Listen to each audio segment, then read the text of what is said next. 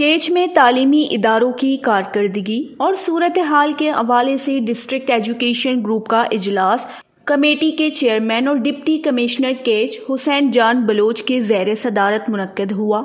اجلاس میں district education officer Manzoor Ahmed Baloch, district officer education Saeed Ahmed Baloch, D H O doctor Abubakar Baloch, G T A Kech کے general secretary Akbar Ali Akbar, colleges کے principal سمیت محکمہ تعلیم کیچ کے دیگر مرد اور خواتین افسران موجود تھے۔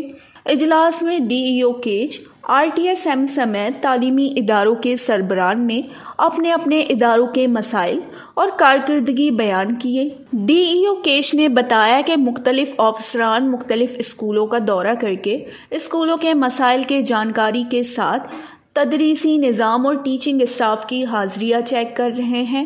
غیر حاضر ٹیچرز کو شوکاز نوٹس جاری کیے گئے ہیں اور متعدد ٹیچرز کی تنخواہوں میں کٹوتی کی گئی۔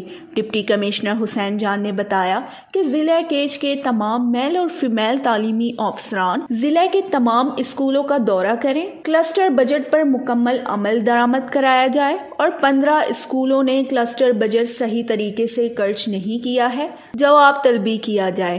انہوں نے ہدایت کی کہ ضلع کے تمام ٹیچرز کے اٹیچمنٹ ختم کیے جائیں، انہیں اپنے اپنے اسکولوں میں ڈیوٹی کا پابند بنایا جائے اور غیر حاضری ٹیچرز کے خلاف کارروائی کیا جائے گا۔